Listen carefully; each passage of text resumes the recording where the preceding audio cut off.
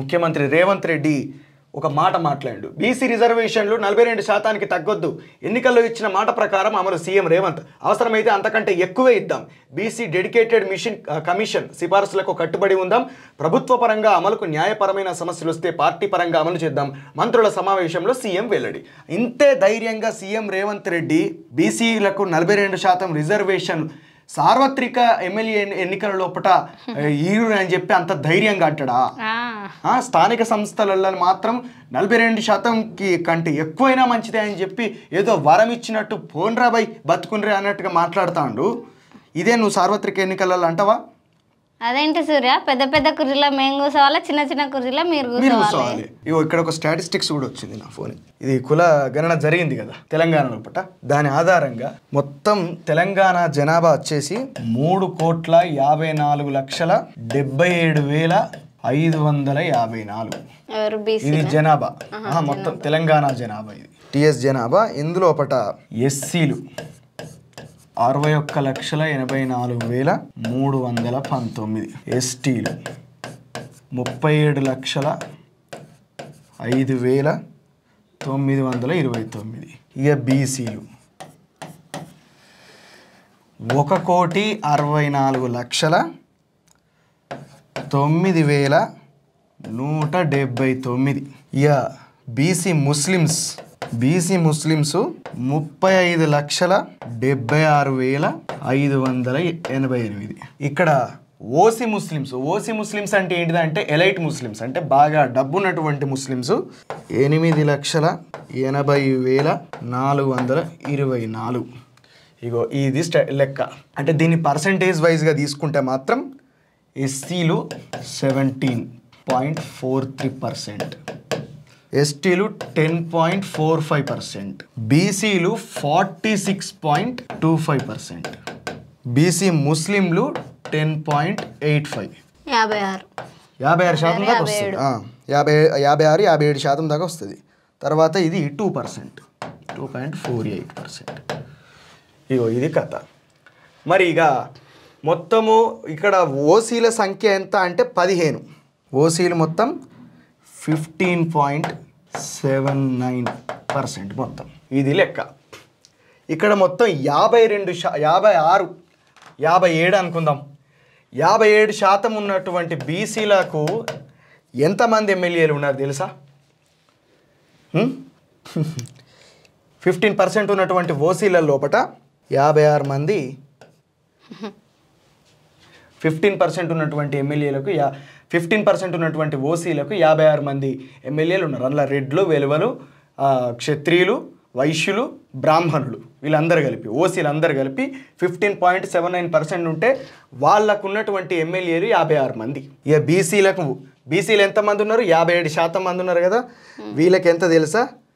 19 మంది. రిజర్వేషన్స్ లేవు కదా వాళ్ళకి. ఎస్సీ ఎస్టీ అంటే రిజర్వేషన్స్ కాబట్టి ఆ ముచ్చట మనకు అనవసరం. బీసీలకు 19 మంది. ఇక్కడ 15% ఉన్నటువంటి ఓసీలకేమో 56 మంది ఎమ్మెల్యేలు ప్రాతినిధ్యం వహిస్తే 57% ఉన్నటువంటి బీసీలకు మాత్రం 19 మంది ఎమ్మెల్యేలు మాత్రమే ప్రాతినిధ్యం వహిస్తున్నారు. ఇది సార్ ముఖ్యమంత్రి గారు. ఇప్పుడు మీరు సార్వత్రిక ఈ శాసనసభ ఎన్నికలలో మీరు బీసీలకు 42% కంటే ఎక్కువ మేము ఇస్తాం. స్థానిక సంస్థలలో మీరు ఇప్పుడు ఇచ్చేది ఏంది? ఎన్టీ రామారావు అప్పుడు ఇవ్వలేదా? కాంచీరాము డైరెక్ట్ బీసీలనే బహుజనులనే తీసుకొని పోయి అధికారంలో కూర్చుండబెట్టలేదా? శాసనసభ లోపల మీరు ఇవ్వండి. స్థానిక సంస్థల లోపల, తెలుగు రాష్ట్రం లోపల గతంలో లేని విధంగా ఎన్టీ రామారావు ఇచ్చుడు ఒక రాజకీయ విప్లవం అని అప్పుడు అన్నారు. ఇప్పుడు మీరు కొత్తగా ఇచ్చేది ఏం లేదు ఇక్కడ. ఇది ఏంటంటే అప్పుడు ఇచ్చారు కదా, ఇప్పుడు ఎందుకు ఇవ్వలే అని చెప్పి అడగంగా ఇప్పుడు ఏదో ఇస్తే ఇది గొప్ప రాజకీయ విప్లవం అని చెప్పి అనడం కాదు. 57% ఉన్నటువంటి బీసీలకు 57% జనాభా దామాష ప్రకారం మీరు శాసనసభ లోపల అవకాశం ఇస్తారా? మీ పార్టీ గతంలో ఎప్పుడన్నా ఇచ్చిరా? లేదు. ఇది ఎందుకు ఇవ్వరు అని చెప్పారంటే బీసీలు అడిగారు. నిజానికి ఓసీలు అంటే ఏంది? ఇప్పుడు మన అందరికీ తెలుసు, ఎన్నికల్లో జరిగే సందర్భం లోపల అసలు కాంగ్రెస్ పార్టీ అధికారంలోకి రాదు అన్నటువంటి ఒక వ్యవస్థ ప్రజల లోపల ఉన్నప్పుడు, ఒక ఆలోచన ప్రజల లోపల ఉన్నప్పుడు, అంటే ఎన్నికల కంటే ముందు మొన్న రేవంత్ రెడ్డి, కోమటిరెడ్డి వెంకటరెడ్డి, ఉత్తమ్ కుమార్ రెడ్డి, ఆయన పేరు ఇంకొక ఆయన పేరేమో ఉంటుంది, జగ్గారెడ్డి, వీళ్ళందరూ ఒకరినొకరు ఎట్లా విమర్శించుకున్నారు? ఇంకొక పెద్ద గాంధీ భవన్ అయితే మామూలు దారుణమైనటువంటి గొడవలే జరిగినాయి. ఇప్పుడు మంచి దోస్తనే నడుస్తుంది వాళ్ళకి. ఇప్పుడు ఒక్కటేసారి అధికారం మన చేతులకు కత్తాంది అని చెప్పి అందరికి తెలియంగానే అందరు ఒకటి అయిపోయారు. ఇప్పుడు రాజగోపాల్ రెడ్డి ఎంత దోస్తాయండు, రాజగోపాల్ రెడ్డి ఎట్లా ఎంత దారుణంగా తిట్టుకున్నారు, ఎంత దారుణంగా విమర్శించుకున్నారు ఒకరినొకరు. భౌతిక దాడులు కూడా చేసుకుంటారా అన్నటువంటి ఒక పరిస్థితి కనబడ్డది ఆ సందర్భంలో.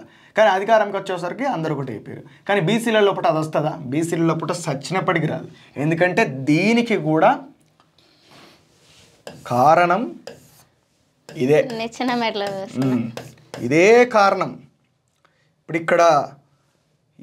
ఇక్కడ పెద్దగా ఎవరో కమ్మలో కాపులు, ఆ తర్వాత విశ్వకర్మలు, దాని తర్వాత శాలోళ్ళు, ఆ తర్వాత ఇంకా కింద మన సాకలోళ్ళు, కుమ్మరోళ్ళు, కమ్మరోళ్ళు, ఈ రకంగా ఉన్నది.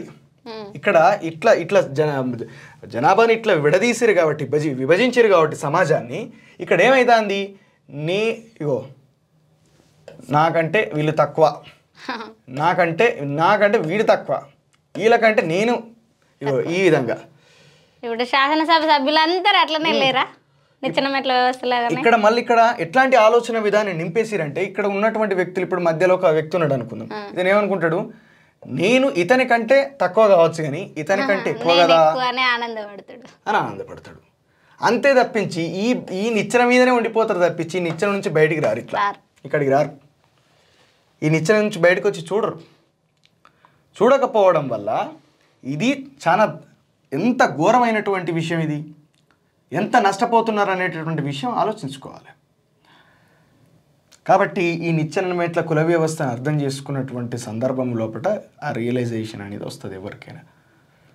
ఎందుకంటే అక్కడ మీద ఎవరు దీనికి అంతటికీ కారణము అని చెప్పి కొంచెం లోతులలోకి పోతే వ్యవస్థ అనేది పూర్తిగా అర్థమవుతుంది. అయితే ఇక్కడ నేను ఒకటి అడగొచ్చా సూర్య, తిన్మార్ మల్లన్న బీసీ సభ పెట్టిండు కదా, అయితే ఆయన కాంగ్రెస్ పార్టీలో ఎమ్మెల్సీగా గెలిచే రెడ్డిలు మోసం చేస్తురు అని చెప్పేసి మాట్లాడిండు.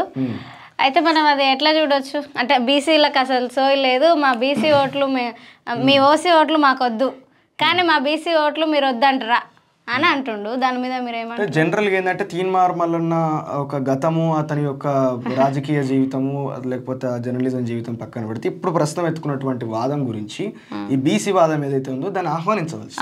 ఎందుకంటే ఇప్పుడు తీన్మార్ మల్లన్న ఒక ఆవేదన అనుకుందాం.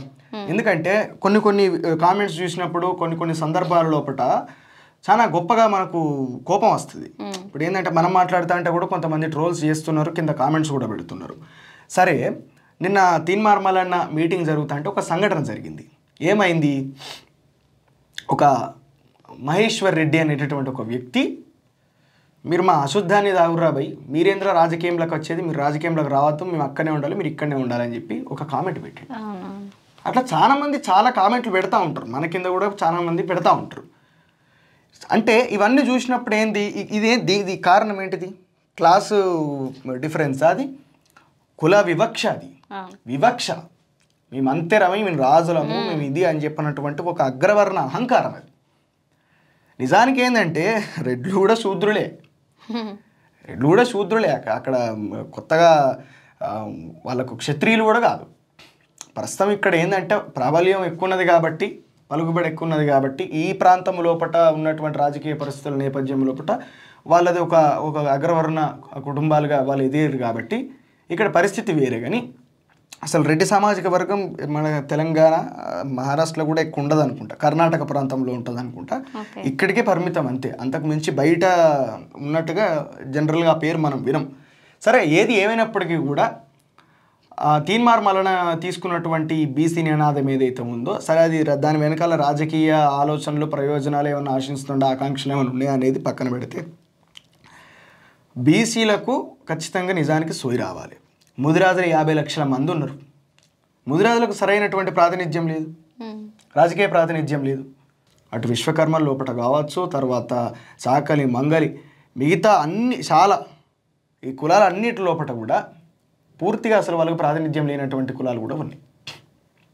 కాబట్టి 52% ఉన్నటువంటి బీసీలకు తప్పకుండా సోయికి తెచ్చుకొని స్పృహకు వచ్చి ఈ యొక్క రాజకీయాన్ని అర్థం చేసుకొని రాజకీయ హక్కులు సాధించుకోగలిగితే, రాజకీయ అధికారం సాధించుకోగలిగితే మనకేం కావాలో మనం చేసుకోవచ్చు కదా. మీకేం కావాలో మీరు చేసుకోవచ్చు కదా.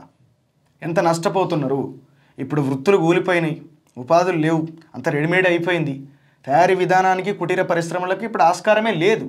కాబట్టి దీనికి ప్రత్యామ్నాయం ఏంటిదని చెప్పి ఆలోచించుకోవచ్చు. దాని తర్వాత వృత్తులు కాదు, ఇక కుటీర పరిశ్రమలు కాదు, ఇక చదువు, ఆ తర్వాత విజ్ఞానము, మన పిల్లల భవిష్యత్తు, ఇవి దృష్టిలో పెట్టుకొని వాటికి అనువైనటువంటి చట్టాలు చేయొచ్చు. విద్యా వైద్య రంగాల లోపల ఎంత నష్టపోతున్నాము, ఎన్ని ఇబ్బందులు పడుతున్నాము, ఆర్థికంగా ఎంత నష్టపోతున్నాము, ఆ నష్టాన్ని ఏ విధంగా పూడ్చొచ్చు అనేటటువంటి విషయాల పట్ల మనం వస్తున్నటువంటి బ్యాక్గ్రౌండ్, ఆ నేపథ్యం నుంచి మనం బయటపడే అవకాశం ఉంటుంది. కాబట్టి అది తెలుసుకున్న నాడు, అర్థమైన నాడు తీన్మార్ మల్లన్న కావచ్చు, XYZ ఎవరైనా కావచ్చు, బీసీ వాదాన్ని ఎత్తుకున్నప్పుడు, బీసీల గురించి మాట్లాడుతున్నప్పుడు బీసీలు చెవులు ఖచ్చితంగా పెట్టి వినాలి. అది ఎవరైనా వాళ్ళ రాజకీయ ప్రయోజనాలు, రాజకీయ ప్రయోజనాలు వాళ్ళకు ఉంటాయి. కానీ శాసనసభలో అంతమంది బీసీలకు అవకాశం ఈయన ఇస్తే ఎంత మనకేం కావాలో మనమే ఆయన ఇచ్చినా ఇవ్వకపోయినా బీసీలు అందరు కొత్త కుంపటి పెట్టుకున్నా మంచిది. కానీ ఏంటంటే రాజకీయ చైతన్యం వస్తే ఇంకా బెటర్ అని, మనకేం కావాలో మనం చేసుకోవచ్చు. తీన్మార్ మల్లన్న దగ్గర ఒక థియరీ ఉంది, ఆ థియరీ వినండి. విని కొత్త కుంపటి తీన్మార్ మల్లన్న గంగల గోదాట్ల కలిపేసిన ఫస్ట్ బీసీలు అయితే చైతన్యం కావాలి కదా. గట్లా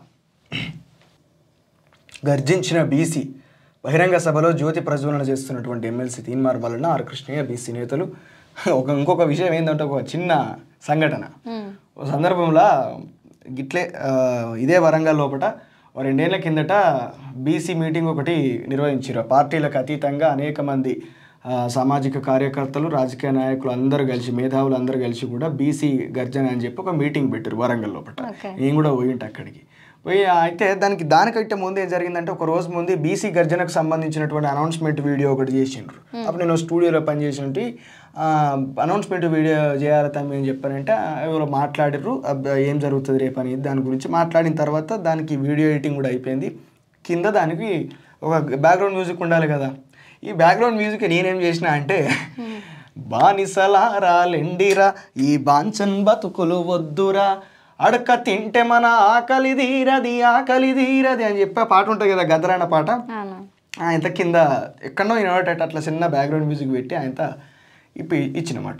ఇచ్చిన తర్వాత ఓ తమ్మి అరే ఏం పెట్టినావు తమ్మి, భలే ఉన్నది అసలు, ఇంటంటే అట్లా రోమాలు నిక్కబడుతున్నాయి, హైలైట్ ఉన్నాయని చెప్పి ఆయన పాపం ఏం చేసినాడు, మొత్తం ఆయన ఎన్ని గ్రూపులు ఉన్నాయి బీసీ గ్రూపులలో అన్నిట్లలో పెట్టిండు. అన్నిట్లలో పెట్టిన తర్వాత ఒక గంట అయింది. మస్తు మెచ్చుకొని పోయాడు నన్ను. గంట అయిన తర్వాత ఫోన్ చేసిండు, తమ్మి ఆ పాట తీసేసి ఇంకొక పాట పెట్టవా తమ్మి అని చెప్పాను. బ్యాక్గ్రౌండ్ మ్యూజిక్ చేంజ్ అవుతామే. అయ్యో ఏమైందని అని చెప్పానంటే, నాకు ఇప్పటికొక 100 ఫోన్లు అవుతున్నాయి. ఈ 100 ఫోన్లలో అరే నేను బానిస లెక్క కనబడతాను, అవురా బానిసలారా అని చెప్పి మాట్లాడతాను, తీసేయని చెప్పి పొట్టు బండ బూతులు తిడతారు తమ్మి, నీ బాంచరా అయితే తీసేయని చెప్పాను పాపం ఆయన. అయ్యో అంత మాట ఎందుకన్నా అని చెప్పి ఆయన తీసేసి వేరే బ్యాక్గ్రౌండ్ మ్యూజిక్. పౌరుషం వచ్చింది, బానిసలారా అనగానే పౌరుషం వచ్చింది. కానీ ఇప్పుడు బానిస లెక్కనే ఉన్నాయి కదా. ఆ పాట ఎందుకు పెట్టినాం అని చెప్పానంటే, ఈరోజు అధికారంలో ఉన్నటువంటి పార్టీలకు కావచ్చు, లేకపోతే ప్రతిపక్షంలో ఉండి గతంలో పాటు అధికారంలో ఉన్నటువంటి పార్టీలకు కావచ్చు, మరి వాళ్లకు ఊడిగాలు చేసుకుంటా, పార్టీ జెండాలు మోసుకుంటా, కార్యకర్తల స్థాయిలో పట్టునే ఉండిపోయి, రాజకీయం కోసం ఏమాత్రం కూడా ఆలోచించకుండా, రాజకీయ అధికారం కోసం ఆలోచించకుండా, రాజకీయ చైతన్యం లేకుండా బ్రతకడాన్ని ఏమంటారు, బానిసత్వం ఏమంటారు కదా. అది బానిసత్వం అనుకుంటలేవు కావచ్చు, కానీ బయట చూసేవాడు బానిసత్వం అని అనుకుంటాడు. అందుకే గదరం రాసింది గాంధీకే, మనం పెట్టింది కూడా గాంధీకే. ఇప్పుడు పౌరుషం వచ్చింది, కోపం వచ్చింది, మరి వాడు మన మీద ఎక్కి తొక్కినప్పుడు, బీసీలకు కనీసమైనటువంటి రాజకీయ ప్రాతినిధ్యం ఇయ్యనప్పుడు అప్పుడు పౌరుషం వస్తలేదా, అప్పుడు కోపం వస్తలేదా? నువ్వు బానిస అంటే కోపం, బట్ నేను బానిసగానే పని చేస్తా. అది కాదు, అట్లా అనద్దు. నేను చేస్తే కావచ్చు, నువ్వు అనద్దు అని చెప్పానంటే ఎట్లా? అంటే నీకు అంత పౌరుషం వచ్చింది, అంత కోపం వచ్చింది, కానీ మనకు పని విధానం ఉండదు. కాబట్టి మనం రావాలి. వచ్చినప్పుడు మనం ఎదిరించి అడిగినప్పుడు, పోరాడినప్పుడు, మన అన్నదమ్ములను కలుపుకున్నప్పుడు, ఈ నిచ్చెనమెట్ల కుల వ్యవస్థ లోపల నేను వీళ్ళకంటే తక్కువనే కానీ వానికంటేనైతే ఎక్కువనే కదా అని చెప్పని అనుకున్నాడే పెద్ద తప్పు. అందరం ఒకటే. అందరం ఒకటే. ఇప్పుడు ఎవ్వరు కూడా వృత్తులు ఎవరు చేస్తున్నారండి? ఇప్పుడు వృత్తులే లేవు, వృత్తులు కూలే, ఉపాధి పోయే, ప్రత్యామ్నాయమే లేకనే పోయే అని చెప్పి 20-25 ఏళ్ళ కిందట రాసిండు గోరెటెంక అన్న పాట. ఇంక ఇప్పుడు వృత్తులు ఎక్కడున్నాయి? వృత్తులు లేనప్పుడు కులాలు కూడా వద్దు. ఇప్పుడు అందరు తెల్లారులు అయితే ఏదో ఒక పని చేసుక బతుకుతారు కదా, కులంతో సంబంధం లేకుండా. కానీ అందరం కలిసిపోతే అధికార పీఠం కూడా మనది అవుతుంది. రైట్, ఇవి నాటి ప్రధాన వార్తాంశాలు. ఇలాంటి మరిన్ని న్యూస్ అప్డేట్స్ కోసం తెలుగు రిపోర్ట్ ఛానల్ని లైక్ చేయండి, షేర్ చేయండి, సబ్స్క్రైబ్ చేయండి.